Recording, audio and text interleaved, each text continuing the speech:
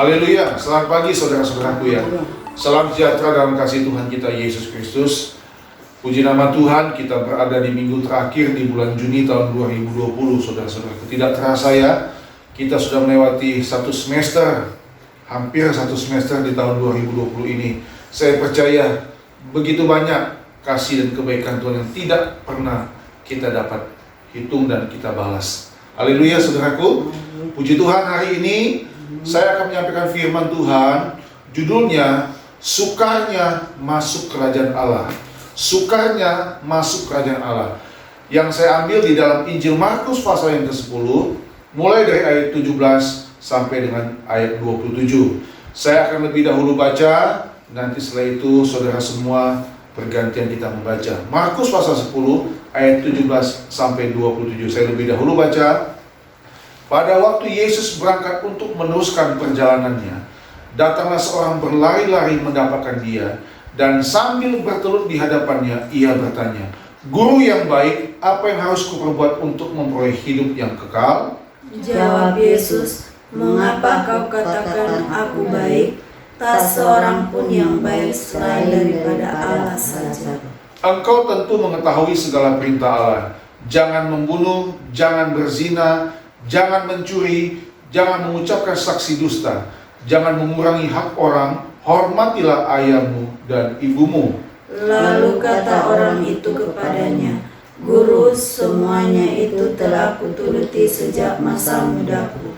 Tetapi Yesus memandang dia dan menaruh kasih kepadanya, lalu berkata kepadanya, "Hanya satu lagi kekuranganmu.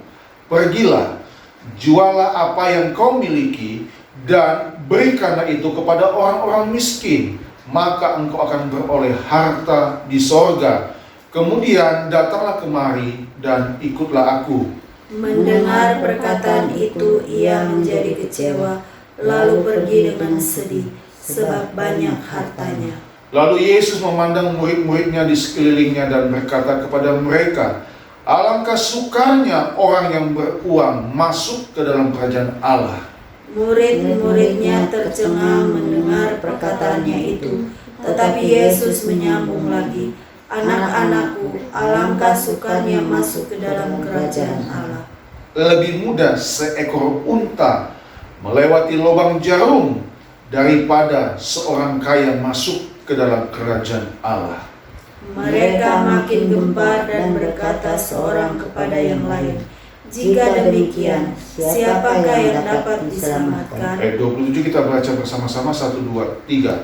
Yesus memandang mereka dan berkata, "Bagi manusia hal itu tidak mungkin, tetapi bukan demikian bagi Allah, sebab segala sesuatu adalah mungkin bagi Allah." Haleluya. Saudara-saudaraku, 2 minggu yang lalu atau 2 minggu terakhir ini saya bicara tentang kekerasan hati dan hari perhentian. Ya, kita sudah dengarkan berita firman tersebut. Dan hari ini saudaraku, judul yang saya ambil adalah Sukarnya Masuk Kerajaan Allah. Saudara-saudara, cerita dalam Injil Markus pasal 10 ini juga dicatat, ditulis di dalam Matius pasal 19 dan Lukas pasal 18. Cerita ini cerita yang sungguh populer saudara-saudaraku. Ini bukan perumpamaan, tapi ini benar-benar satu kejadian nyata pada waktu Tuhan ada di muka bumi. Ya, saudara-saudaraku, hari ini kebenaran firman Tuhan ini patut dan harus kita renungkan. Kita tidak boleh sekedar tahu saja, saudaraku. Kita pasti tahu, hafal, tahu percakapan antara Tuhan Yesus dengan seorang yang sangat kaya. Percakapan ini saudara-saudara benar-benar harus menjadi satu peringatan keras bagi saya dan saudara. Nah, saudara, ada 4 pertanyaan sebagai pendahuluan. Ada 4 pertanyaan yang ingin saya bagikan kepada kita semua. Saudara simak baik-baik pertanyaan yang saya tulis di sini ya, berdasarkan kisah di dalam Markus pasal 10 ini. Yang pertama, apa yang harus diperbuat untuk memperoleh hidup yang kekal? Di dalam ayat 17 itu yang pertama. Yang kedua, Dalam ayat 21, bagaimana caranya beroleh harta di sorga? Yang ketiga, perhatikan statement Yesus yang sangat keras di dalam ayat 23 dan 24. Statement itu berkata, alangkah sukanya orang kaya masuk ke dalam kerajaan Allah. Dan yang keempat, apa kita salah dan berdosa kalau kita memiliki banyak harta? Saya ulangi pertanyaan keempat ini. Apakah kita salah? Apakah kita berdosa kalau kita memiliki banyak harta? Itu di dalam ayat yang ke-22. Jadi 4 hal ini saudaraku, saya coba secara cepat diringkas, dipadatkan ya dalam khotbah yang tidak terlalu lama ini untuk saya bagikan bagi kita semua di tempat ini. Yang pertama, apa yang harus diperoleh untuk memperoleh hidup yang kekal, saudara-saudaraku? Dan yang kedua, bagaimana caranya beroleh harta di surga? Nah, jawaban-jawaban dari pertanyaan ini, saudara-saudaraku, itu menunjukkan bagaimana kualitas kita, bagaimana sikap hidup kita. Karena jawaban yang sebenarnya adalah kita tidak boleh terikat. Ini yang pertama. Jawaban untuk 2 pertanyaan awal ini, apa yang harus diperbuat untuk memperoleh hidup yang kekal, di ayat 17, dan bagaimana caranya beroleh harta di surga. Lebih baik saya minta satu orang tolong baca dulu ayat 17 dan ayat 21. Mungkin Oma tolong bacakan ayat 17 dan ayat 21. Ayat 17 dan 21. Ayat 17 dan 21. Iya. Pada waktu Yesus berangkat untuk meneruskan perjalanannya, datanglah seorang berlari-lari mendapatkan dia, dan sambil bertelut di hadapannya, ia bertanya, Guru yang baik, apa yang harus kuperbuat untuk memperoleh hidup yang kekal? Terus ayat 21. Tetapi Yesus memandang dia dan menaruh kasih kepadanya, lalu berkata kepadanya, hanya satu lagi kekuranganmu. Pergilah, jualah apa yang kau miliki dan berikanlah itu kepada orang-orang miskin. Maka engkau akan beroleh harta di surga. Kemudian datanglah kemari dan ikutlah aku. Yang pertama, saudaraku, untuk menjawab 2 pertanyaan ini, saudara-saudaraku, saya ajak kita dulu untuk melihat di dalam Injil Matius. Dalam Injil Matius 6, kita buka sebentar ya, saya akan baca. Kita buka dulu Injil Matius pasal yang ke-6. Injil Matius pasal yang ke-6 di dalam ayat 19 sampai dengan 21. Perhatikan saudara-saudaraku. Matius pasal yang ke-6, 19 dan 21. Hal mengumpulkan harta. Janganlah kamu mengumpulkan harta di bumi. Di bumi ngengat dan karat merusakkannya, dan pencuri membongkar serta mencurinya.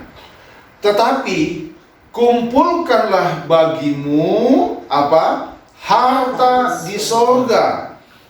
Di sorga ngengat dan karat tidak merusakkannya, dan pencuri tidak membongkar serta mencurinya. Karena di mana hartamu berada, di situ juga hatimu berada. Saudara-saudaraku, yang pertama, untuk menjawab 2 pertanyaan yang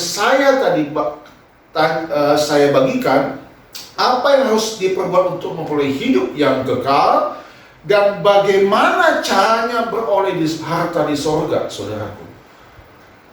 Yang pertama, saudaraku, kita tidak boleh terikat dengan sesuatu yang fana di dalam dunia. Haleluya. Haleluya, saudaraku. Haleluya. Kita tidak boleh terikat. Loh, tapi kan kita butuh uang. Benar, saudaraku. Semua kita hidup di dunia ini pasti membutuhkan uang untuk menyelenggarakan hidup kita, untuk membeli sesuatu, untuk kita beli, untuk kita makan, untuk kita minum. Tetapi, saudara-saudaraku, kita mau pusatkan hati dan hidup kita untuk Tuhan Yesus, untuk kerajaan surga. Ya. Itu yang pertama, sebagai pedoman dulu dasarnya. kita tidak boleh terikat dengan sesuatu yang fana. Saudara-saudara, di dalam 1 Korintus 6 ayat 17 dikatakan, ikatlah persekutuan dengan Tuhan.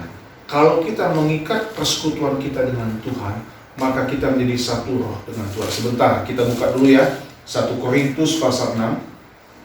1 Korintus pasal 6. Saya baca buat kita semua, 1 Korintus 6 ayat 17. 1 Korintus 6 ayat 17. Tetapi siapa yang mengikatkan dirinya pada Tuhan menjadi satu roh dengan Dia. Saudara, harta di sorga kita adalah kehidupan di dalam Tuhan Yesus Kristus. Amin, saudaraku. Ini yang pertama, ini yang utama. Harta yang ada di bumi adalah kepercayaan, adalah titipan, adalah berkat yang Tuhan beri. Itulah sebabnya di dalam Matius tadi dikatakan, jangan kamu mengumpulkan harta di bumi. Ini sepertinya sepintas lalu, saudaraku. Kalau kita membaca ayat ini seperti yang bertentangan dengan apa? Dengan kehidupan. Kita kan harus bekerja. Iya, ini justru tidak bertentangan. Ini justru mendukung, saudara-saudaraku. Kalau kita tidak bekerja, tentu kita tidak punya penghasilan, kita tidak punya pemasukan, kita tidak punya uang. Ya kan? Mengumpulkan harta di bumi ini artinya kita menyelenggarakan hidup kita yang tidak sesuai dengan kehendak Tuhan, saudaraku. Jadi kita boleh punya harta di bumi. Kita boleh memiliki harta benda di bumi ini, saudara-saudara. Yang salah adalah kalau hidup kita sudah terikat dengan harta kekayaan. Dan memang konteks dari Markus pasal 10 tadi bicara tentang orang yang kaya, saudara-saudara. Tetapi izinkan saya untuk memperluasnya ini, saya padatkan. Ini bicara juga bagaimana hati kita terikat dengan percintaan akan dunia ini, saudara-saudaraku. Jadi kita sudah tidak peduli lagi dengan Tuhan, kita sudah tidak peduli lagi dengan kebenaran firman Tuhan, kita sudah tidak peduli lagi dengan pekerjaan Tuhan, kita sudah tidak peduli lagi mau ada ibadah atau tidak. Nah, hari ini saudara-saudaraku, mari kita mengikatkan diri kita dengan Tuhan. Yang mau kita kumpulkan adalah hal-hal yang bernilai kekal. Haleluya, saudaraku. Jadi jangan salah pengertian, saudara-saudara.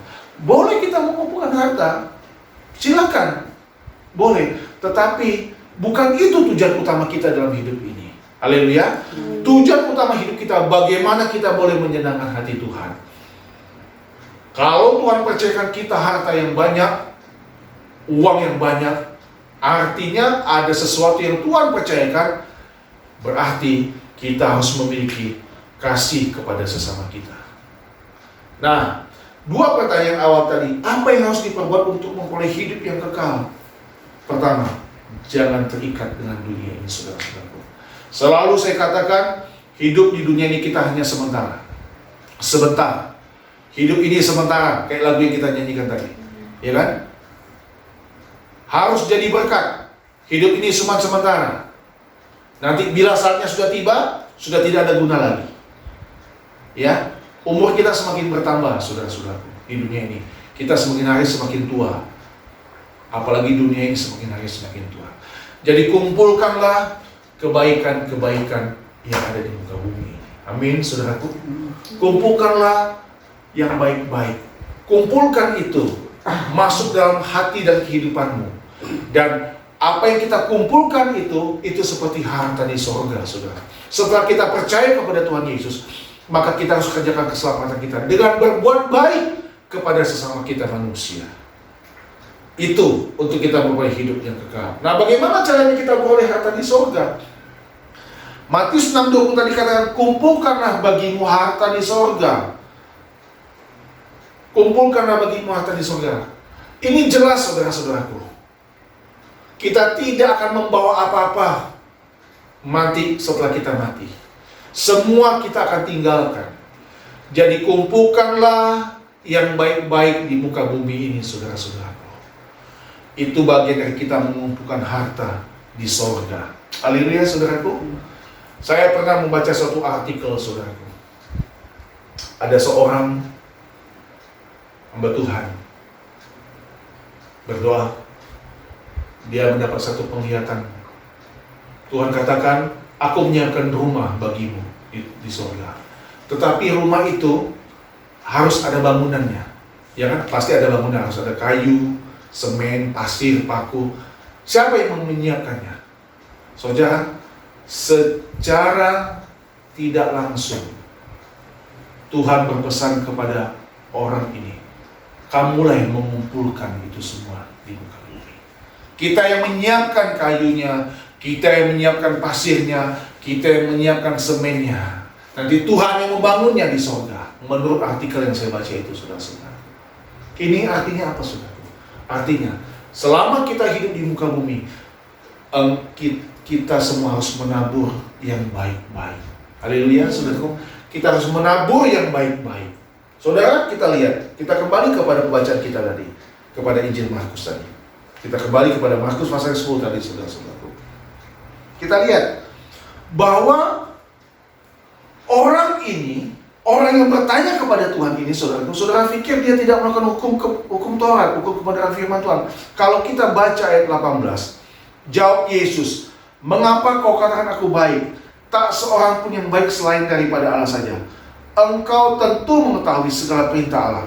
Jangan membunuh, jangan berzina, jangan mencuri, jangan mengucapkan saksi dusta, jangan mengurangi hak orang. Hormatilah ayahmu dan ibumu. Lalu kata orang itu kepadanya, Guru, semuanya itu telah apa? Kuturuti sejak masa mudaku. Tetapi Yesus memandang dia dan menaruh kasih kepadanya. Lalu berkata kepadanya, hanya satu lagi kekuranganmu. Pergilah, jualah apa yang kau miliki dan berikanlah itu kepada orang-orang miskin, maka engkau akan beroleh harta di sorga. Kemudian datanglah kemari dan ikutlah aku. Saudara, ada satu statement yang tidak boleh kita lupakan di sini, bahwa kita harus selalu setia dengan sungguh-sungguh mengikuti Tuhan Yesus Kristus. Haleluya, saudaraku. Dengan sungguh-sungguh mengikuti Tuhan Yesus. Ikutlah aku. Jadi, saudara, kalau kita sudah mengalami kebaikan dan keberkatan Tuhan, ikut Tuhan. Nah, ikut Tuhan ini, saudara-saudaraku, bukan masalah yang mudah. Kalau sekedar kita cuma rajin ke gereja tanpa ada perubahan hidup, maka buat saya kayaknya sia-sia, saudara. Harus ada perubahan dalam hidup ini. Saya selalu katakan, orang yang mengikut Tuhan dia pasti rajin ke gereja. Tapi orang yang ke gereja belum tentu dia mengikuti Tuhan dengan sungguh-sungguh. Ya, dibedakan, saudara. Kalau orang yang sungguh-sungguh ikut Tuhan, dia pasti rajin ke gereja, rajin ibadah. Tapi kalau dia ke gereja, belum tentu dia mengikuti Tuhan dengan sungguh-sungguh. Saudara mengerti di sini? Saudara paham? Jadi saudara-saudaraku, yang pertama, kita tidak boleh terikat dengan sesuatu yang fana di dalam dunia ini. Ikat hatimu dengan Tuhan. Ikat. Kalau Tuhan percayakan harta, kelimpahan, terpujilah Tuhan. Artinya apa? Artinya kita harus selalu bersyukur. Yang kedua, kita tidak boleh sombong. Yang ketiga, kita mau berbagi kepada sesama kita. Amin, saudara-saudaraku. Kumpulkanlah bagimu harta di surga. Jadi kumpulkan sejak tinggal di bumi ini, sejak saudara hidup di muka bumi ini, maka kita harus menabur yang baik di dalam kehidupan ini, saudara-saudaraku. Haleluya, saudaraku. Orang ini ikuti firman Tuhan, ikuti hukum Taurat. Ternyata segala sesuatu yang dia lakukan itu hanya sekedar formalitas, hanya sekedar kewajiban. Tapi dia belum ikut Tuhan. Nah, saudara lihat, padahal dia tidak membunuh, dia tidak berzina, dia tidak mencuri. Tapi Tuhan bilang masih satu yang belum, masih satu lagi kekuranganmu. Pergilah, jualah apa yang kau miliki. Saudara, jadi saudara lihat, kita tidak boleh terikat dengan apapun yang ada dalam dunia ini, baik itu harta benda atau apapun juga. Amin, saudaraku? Iya. Memang ada orang yang sayang dengan harta bendanya, ada merawatnya baik-baik. Tapi kita tidak boleh mendewakan, memberhalakan harta benda itu. Iya, nggak boleh. Hanya Tuhan yang boleh kita agungkan, yang kita cintai dengan seluruh hidup kita. Karena apa yang kita miliki ini akan apa, saudaraku, akan hilang lenyap. Ada orang yang tidak on time, tidak tepat waktu, tidak disiplin, padahal pakai jam tangan mahal. Iya benar saudaraku. Ada orang pintar, punya pengetahuan, sekolah tinggi, tapi hidupnya tidak berbudi luhur. Iya. Ada orang yang apa? Yang punya banyak harta, memiliki banyak harta kayak segini, tapi hidupnya tidak dermawan. Semakin hari hidup kita tuh harus diubahkan Tuhan. Amin. Gereja, tugas gereja untuk hal seperti ini saudaraku, menyelamatkan, mengingatkan umat Tuhan untuk hidup dalam kebenaran Tuhan. Saya sebagai hamba Tuhan harus mengatakan kebenaran ini saudara-saudaraku. Bagaimana? Saudara pikirkan baik-baik. Mungkin nggak unta yang besar itu masuk lubang jarum? Saya mau bertanya, tidak mungkin kan? Tapi Tuhan bilang, lebih mudah unta masuk lubang jarum daripada orang kaya masuk ke dalam kerajaan Allah. Nanti akan ada pertanyaan yang keempatnya. Jadi salah nggak? Berdosa nggak punya harta? Tidak. Tapi kita masuk dulu yang ketiga, statement saya yang ketiga tadi, yang saya tulis. Bagaimana pernyataan Yesus tadi mengatakan begini saudara. Ayat 23. Lalu Yesus memandang murid-muridnya di sekelilingnya dan berkata kepada mereka, alangkah sukanya orang yang beruang masuk ke dalam kerajaan Allah. Ayat 24, murid-muridnya tercengang mendengar perkataannya itu. Dalam terjemahan katakan gempar, saudaraku, kaget, gempar dengan pernyataan Tuhan. Tetapi Yesus menyambung lagi, anak-anakku, alangkah sukanya masuk ke dalam kerajaan Allah. Saudara, minggu lalu, Oma masih ingat kan saya bilang, kita harus berjuang, ya kan? Berusaha. Nah sekarang hari ini kita lihat, sukanya masuk ke dalam kerajaan.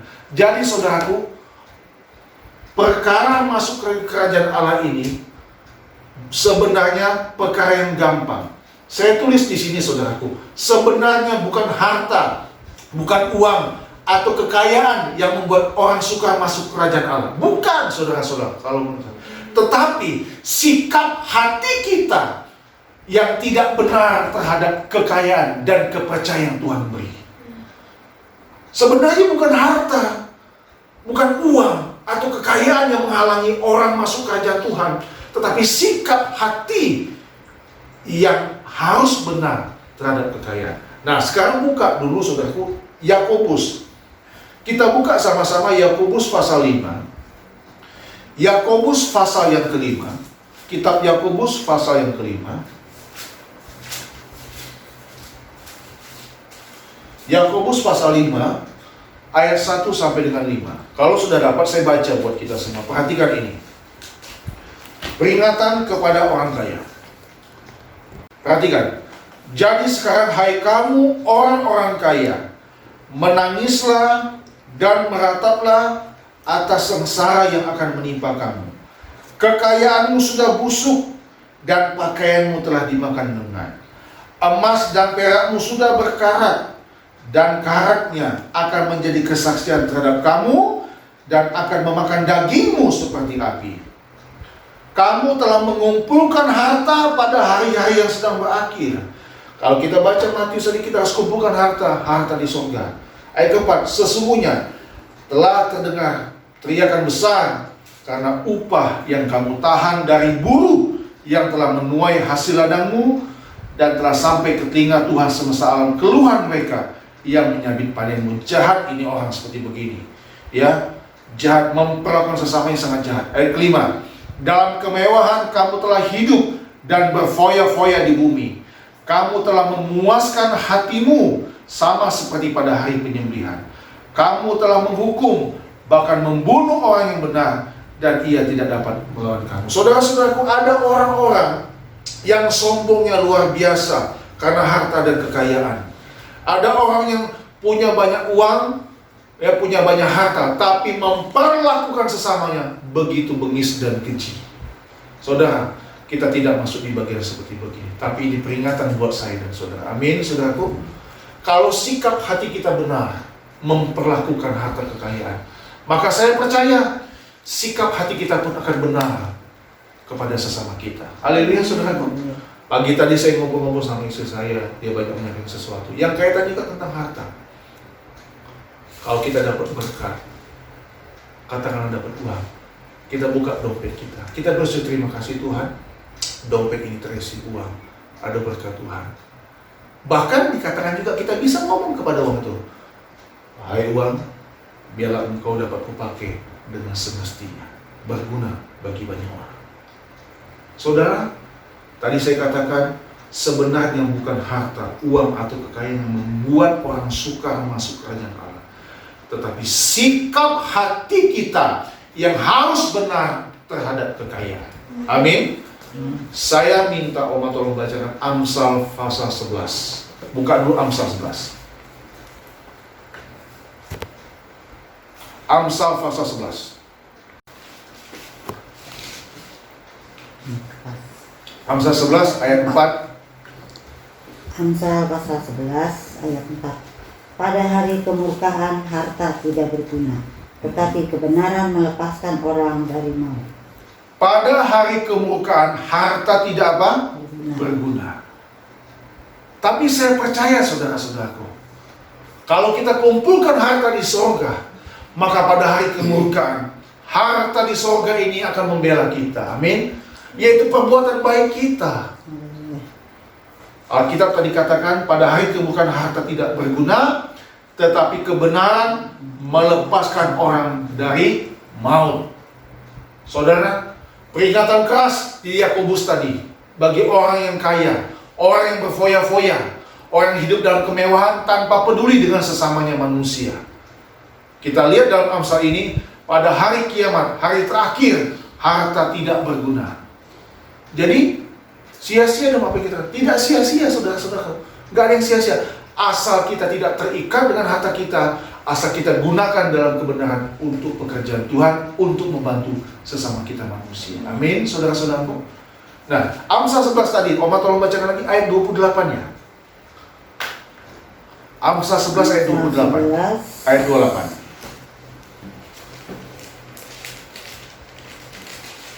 Ayat 28. Siapa mempercayakan diri kepada kekayaannya akan jatuh, tetapi orang benar akan tumbuh seperti daun muda. Iya, saudara, siapa mempercayakan diri kepada kekayaan akan jatuh. Saya ulangi, siapa mempercayakan diri kepada kekayaan akan jatuh. Bahasa Indonesia sehari-hari pakai kata mengandalkan.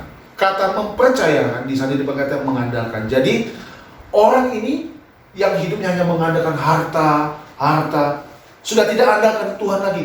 Tuhan bagi dia hanya sekedar selingan. Ya, pokoknya hari Minggu saya ke gereja, duduk manis, kasih kolektor, selesai. Nggak ada perubahan hidupnya. Begitu-begitu, saudara-saudaraku. Orang-orang kayak begitu, saudaraku, seperti Yakobus tadi ngomong, orang sombong. Saudara, orang Kristen yang diberkati Tuhan, dia harus tetap percaya bahwa uang bukan segala-galanya. Amin. Tapi Tuhanlah yang segala-galanya. Sekalipun kita membutuhkan uang dalam hidup ini, tapi kita tidak boleh mempercayakan atau mengandalkan diri kepada kekayaan. Amin. Gak boleh, saudara. Tapi kalau Tuhan percayakan harta banyak, rumah mewah, ada mobil, puji Tuhan, ada uang banyak, puji Tuhan. Tapi kita tidak boleh sombong di sana. Haleluya. Sukar saudara masuk kerajaan Allah kalau kita sombong. Sukar masuk kerajaan Allah kalau kita tidak mau ikut Yesus dengan sungguh-sungguh. Karena Tuhan tadi bilang, pulang, jual hartamu, dan apa? Bagikan kepada apa? Orang-orang miskin. Kalau saya secara sederhana saja, saudaraku, orang ini pelit ya. Iya, pelit. Dia cuma melakukan hukum agama. Hormati ayah ibumu, tidak mencuri, tidak berzina. Tapi dia tidak mau berbagi kepada orang miskin. Sementara saudara tahu arti salib? Salib itu identik dengan kasih kepada Tuhan dan kasih kepada sesama kita manusia. Amin, saudaraku. Amin. Itulah sebabnya saya bersyukur kalau banyak orang juga memberkati hidup kami, bisa jemaat, oma atau siapa saja. Tapi kami juga harus membagi berkat, membagi kepada sesama kita manusia. Dan teladan itu harus kita lakukan, harus hari demi hari ini, saudara-saudaraku. Di masa pandemi ini saya lihat, saudara-saudara, ketahuan orang ini pelit atau tidak. Kelihatan orang ini mau berbagi atau tidak. Iya. Saya mengatakan ini bukan berarti saya sudah hebat. Bukan berarti saya sudah lebih daripada mereka. Tidak, saudara-saudara. Tapi saya mau belajar bagaimana di tengah-tengah kehidupan yang mungkin serba sulit, kita masih ingat akan penderitaan orang lain, akan kesusahan orang lain, saudara-saudara. Amin, saudaraku. Sehingga waktu kita menghadap Tuhan, maka Alkitab sudah berkata tadi, pada hari kemurkaan harta tidak berguna, tetapi kebenaran melepaskan orang dari maut. Saudara, waktu kita menghadapi tahta pengadilan Tuhan, maka apa yang kita tabur di muka bumi, apa yang kita kumpulkan selama kita di muka bumi, itulah yang akan menolong saya dan saudara. Haleluya. Kita sudah percaya kepada Tuhan. Kita sudah yakin dan percaya bahwa di luar Yesus Kristus tidak ada keselamatan. Tapi bukan berarti hidup kita jadi seenaknya saja. Sudah malas-malesan dan tidak mau berusaha. Kita harus, bagaimana kita bisa makan? Bagaimana kita bisa membeli pakaian? Bagaimana kita mau beli ini beli itu kalau kita tidak punya pekerjaan, tidak ada kegiatan. Tapi yang tidak disukai itu kalau hati kita terikat dengan segala sesuatu yang ada di muka bumi, termasuk harta. Karena konteks dari Markus itu tadi tentang kekayaan orang yang tidak bisa masuk kerajaan Allah, karena dia terikat di sana. Karena kalau kita kembali ke Injil Markus tadi, saudara, kita sambil belajar ya, kita kembali lagi Markus 10. Tolong Oma bacakan ayat 22-nya. Markus 10 tadi ayat 22-nya. Tolong dibaca sebelum masuk kepada pertanyaan yang keempat. Markus 10 ayat 22. Mendengar perkataan itu ia menjadi kecewa, lalu pergi dengan sedih sebab banyak hartanya. Saudara, ini orang yang hidupnya pelit, sudah terikat dengan harta benda. Kecewa. Dia pikir, barangkali begini ya, barangkali dia berpikir, Tuhan kamu, oh hebat, kamu udah luar biasa, kau sudah melakukan hukum Taurat. Dia pikir Tuhan kamu ngomong begitu, kamu hebat, yuk jadi ikut aku yuk, jadi orang Kristen. Tidak, Tuhan bilang, masih satu kekuranganmu. Pulang, jual apa yang kau miliki, dan bagikan kepada orang miskin. Alkitab menulis dengan jelas, orang itu jadi kecewa, lalu pergi dengan sedih. Sebab apa? Sebab apa? Banyak apa? Banyak hartanya. Saudara, kalau kita hidup dalam kejahatan, hidup dalam kebusukan, maka tidak akan pernah bisa menyelamatkan saya dan saudara. Amsal tadi sudah mengatakan, hanya kebenaran yang melepaskan kita dari maut. Amin. Amin, saudaraku. Iya. Sekarang apa, saudaraku? Apa yang kita kumpulkan apa? Kekecewaan, kepedihan. Kalau saya mau luaskan ini, harta benda, kepahitan yang kita kumpulkan, kebencian, dendam, kebencian kepada orang, kita kumpulkan. Percuma, saudaraku. Waktu Tuhan datang, masih ada anak yang kurang satu sama kamu. Apa Tuhan? Kamu masih benci dengan orang itu. Bisa saja Tuhan mengatakan begitu, iya kan? Bisa saja. Masih ada satu yang belum. Apa Tuhan? Kamu belum mengampuni orang itu.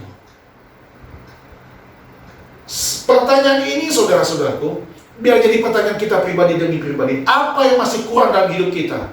Hanya kita dan Tuhan yang tahu. Tapi izinkan saya sebagai hamba Tuhan, sebagai gembala tempat ini, saya mengatakan kepada saudara, koreksi hati kita masing-masing. Kita harus lurus di hadapan Tuhan. Harus tulus di hadapan Tuhan. Jangan menyembunyikan sesuatu. Harus berdamai dengan Tuhan. Hati kita harus bersih. Surga itu bersih. Tuhan tidak izinkan yang masuk surga adalah orang kotor dalam hidupnya. Kita di bumi harus bersihkan hidup kita dengan sungguh-sungguh, saudara-saudara. Amin. Setiap hari kita nyapu rumah, betul gak? Setiap minggu saya juga suka ngepel. Kotor lagi, kita bersihkan lagi. Kotor lagi, kita bersihkan, kita lawan lagi. Demikian hidup kita, saudaraku. Tiap hari hidup kita. Entah itu pikiran kita, entah itu ucapan kita, perkataan kita, entah itu perbuatan kita. Waktu kita mau tidur malam, kita berdoa. Jangan langsung tidur, berdoa. Tuhan, ampuni aku, Tuhan. Saya demikian, saudaraku. Di perjalanan kendaraan, saya seringkali suka jatuh lagi dalam dosa perkataan. Benar. Suka marah dengan orang. Benar, saudara. Ujian itu banyak di luar ternyata. Iya, tapi saya cepat-cepat minta ampun kepada Tuhan.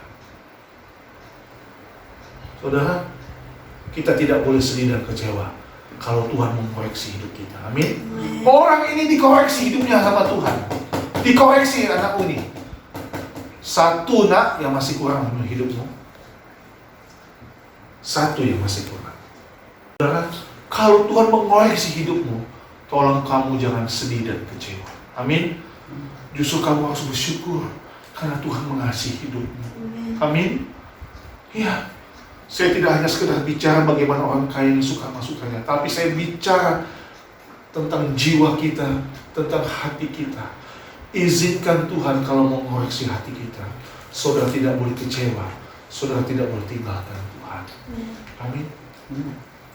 Mungkin hari ini hormatnya terlalu keras, tapi saya setuju, saya senang. Karena hidup kita harus kayak gitu, saudara. Kalau kita hanya terima yang lembek-lembek, yang susu, kita nanti jadi bayi-bayi rohani, bayi-bayi raksasa. Tapi kalau kita makanan keras, kata firman Tuhan, kita akan bertumbuh kuat. Haleluya, saudaraku. Kita akan bertumbuh kuat. Yang terakhir, saudaraku, pertanyaan yang keempat tadi, apakah salah dan berdosa kalau kita memiliki banyak harta? Saya jawab, tidak salah dan tidak berdosa memiliki kekayaan. Saudara setuju? Tidak salah. Tidak salah dan tidak berdosa memiliki kekayaan yang banyak. Tetapi ingat, tujuan utama hidup kita adalah untuk melakukan kehendak Bapa. Sekali lagi saya ulangi ya saudaraku ya, tidak salah dan tidak berdosa kalau kita punya kekayaan. Yang salah adalah kalau kita terikat dengan kekayaan itu. Kalau kekayaan itu membuat kita tinggalkan Tuhan, kita sedih dan kecewa dan tinggalkan Tuhan seperti orang ini. Mari kita buka 1 Timotius 6. Cicik tolong baca ya. Buka. Cicik baca dengan suara yang keras ya. 1 Timotius 6. Buka nak, 1 Timotius 6. Baca kuat ya. 1 Timotius 6. Suara kamu masuk ke dalam rekaman juga suaranya. 1 Timotius 6 ayat 9 dan 10. 1 Timotius 6 ayat 9 dan 10. Tetapi mereka yang ingin kaya terjatuh ke dalam percobaan, ke dalam jerat, dan ke dalam berbagai-bagai nafsu yang hampa dan yang mencelakakan, yang menenggelamkan manusia ke dalam keruntuhan dan kebinasaan. Ayat 10. Karena akar segala kejahatan ialah cinta uang, sebab oleh memburu uanglah beberapa orang telah menyimpang dari iman dan menyiksa dirinya dengan berbagai-bagai duka. Saudara, sudah akar dari segala kejahatan yang ada di muka bumi ini cinta uang. Haleluya saudaraku. Semua orang tujuannya hidupnya cuma uang dan uang. Saudara, apakah kita berdosa, Pak? Salah punya harta? Tidak berdosa dan tidak bersalah. Tetapi ingat, hartamu, kekayaanmu bukanlah segala-galanya. Tapi ada harta di sorga, yaitu Tuhan Yesus Kristus. Dia lebih dari segala-galanya. Saudara, jangan jadikan Tuhan cuma selingan dalam hidup ini. Jangan jadikan Tuhan yang nomor sekian. Puji Tuhan, selalu saya bersyukur kepada Tuhan kalau saudara, kita semua mengalami kelimpahan berkat jasmani dari Tuhan. Puji Tuhan, luar biasa. Tetapi Alkitab menulis mengingatkan saya dan saudara, mereka yang ingin kaya, tadi dibacakan, terjatuh ke dalam pencobaan. Sebab oleh memburu uanglah beberapa orang telah menyimpang dari iman. Ini saudara, menyimpang dari iman ini ya, bisa saja mereka tinggalkan Tuhan untuk mengejar kekayaan. Iya, ke Gunung Kawi. Bukan Gunung Kawinya mereka sembah, tapi setannya yang mereka sembah. Saudara ingat kan, ada kisah dialog antara Tuhan Yesus dan setan. Waktu Tuhan setelah puasa 40 hari 40 malam, iblis tawarkan kekayaan. Tahu ya cerita itu, ingat kan? Iblis mau berikan kekayaan dunia ini, tapi Tuhan bilang dia tidak mau. Nggak mau. Saudara, hidup kita yang paling utama adalah melakukan kehendak Bapa. Amin. Melakukan kehendak Bapa. Saudara, saya senang saudara masih mau datang ke rumah Tuhan. Ya. di tengah-tengah kondisi seperti begini. Saudara datang kepada Tuhan bukan karena kewajiban, saya percaya. Bukan karena formalitas, tapi saudara ingin menyenangkan hati Bapa. Yang tadi saya bilang, kalau saudara sungguh-sungguh ikut Tuhan, ya, saudara pasti ke gereja. Sehingga kalau kita kembali lagi kepada Markus tadi, saudara-saudaraku, ada satu pernyataan Tuhan yang populer, yang terkenal. Lebih mudah seekor unta melewati lubang jarum daripada seorang kaya masuk ke dalam kerajaan Allah. Tapi berita baiknya, Yesus memandang mereka. Ayat 27. Yesus memandang mereka dan berkata, bagi manusia hal itu tidak mungkin. Memang nggak mungkin unta masuk lubang jarum. Tetapi bukan demikian bagi Allah. Sebab segala sesuatu adalah mungkin bagi Allah. Saudara, artinya di sini saya lihat masih ada kesempatan untuk saya dan saudara. Amin. Kalau hari ini Tuhan bicara kepada saya, hari ini Tuhan bicara kepada Ibu Gembala, hari ini Tuhan bicara kepada Yeska, kepada Oma, masih ada satu kekuranganmu. Di ayat 21 tadi ya, masih ada satu. Jangan sedih ya, jangan kecewa. Dan pergi dengan sedih. Jangan ya, tapi bersyukur. Lebih baik kita baca yuk ayat 21 tadi, Markus 10 ayat 21. Markus 10 ayat 21 dan 22. Tetapi Yesus memandang dia dan menaruh kasih kepadanya, lalu berkata kepadanya, hanya satu lagi kekuranganmu. Pergilah, jualah apa yang kau miliki dan berikanlah itu kepada orang-orang miskin, maka engkau akan beroleh harta di surga. Kemudian datanglah kemari dan ikutlah aku. Mendengar perkataan itu, ia menjadi kecewa, lalu pergi dengan sedih sebab banyak hartanya. Saudara, yang diminta untuk kesempurnaan. Dalam Matius bilang, hendaklah kamu sempurna, sama seperti Bapamu. Karena kalau kita cuma berbuat baik, kita belum tentu melakukan itu dengan kasih. Iya, hanya satu kekurangan. Jadi Tuhan ingin kita sempurna dalam ini. Kasih yang sejati, yang segala-galanya di dalam. Kalau saudara datang ke gereja karena kasih saudara kepada Tuhan, saya percaya berkat Tuhan pasti jadi bagian hidup saudara.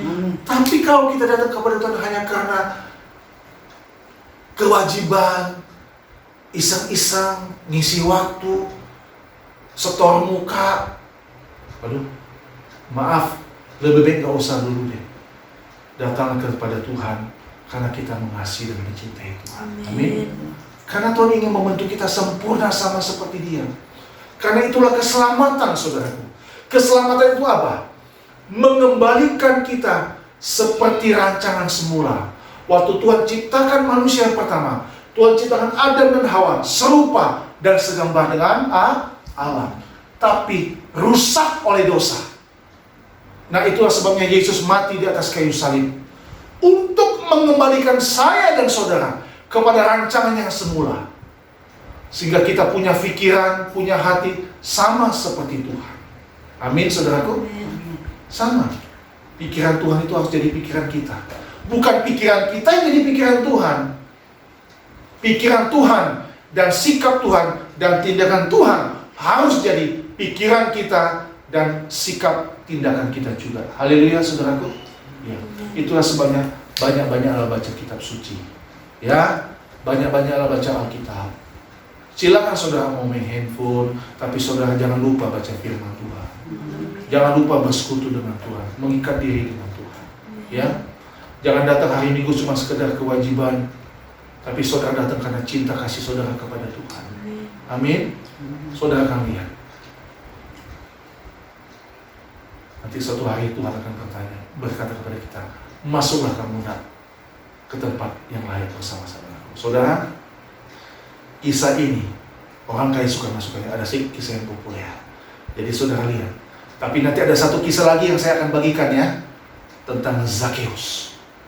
Orang yang kaya, tapi di kemudian dia bertobat. Saudara pasti sudah tahu itu ya. Saudara pasti sudah tahu itu. Puji Tuhan, saudara-saudaraku. Sampai di sini pemberitaan firman Tuhan. Jadi kekuatan buat saya dan saudara. Jadi suatu teguran ya, bahwa hidup kita harus sempurna. seperti Hawa. Puji Tuhan, Tuhan memberkati kita semua. Haleluya.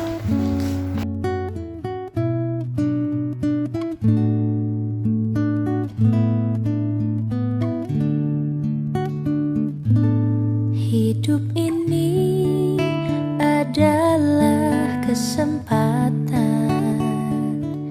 Hidup ini untuk melayani Tuhan.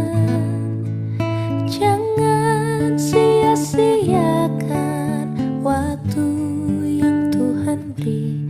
Hidup ini harus jadi berkat. Oh Tuhan, pakailah hidupku selagi aku masih kuat. Bila saatnya nanti ku tak berdaya lagi, hidup ini sudah jadi berkat. Hidup ini adalah kesempatan. Hidup ini untuk melayani Tuhan. Jangan sia-siakan waktu yang Tuhan beri. Hidup ini harus jadi berkat. Oh Tuhan, pakailah hidupku selagi aku masih kuat.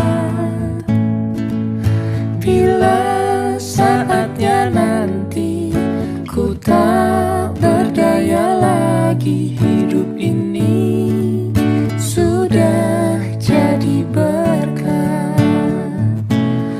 Oh Tuhan, pakailah hidupku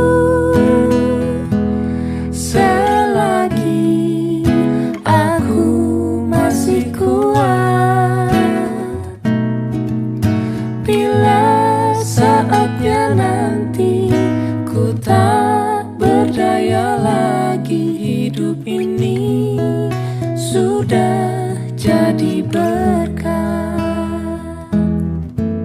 Bila saatnya nanti ku tak berdaya lagi, hidup ini sudah jadi berkat.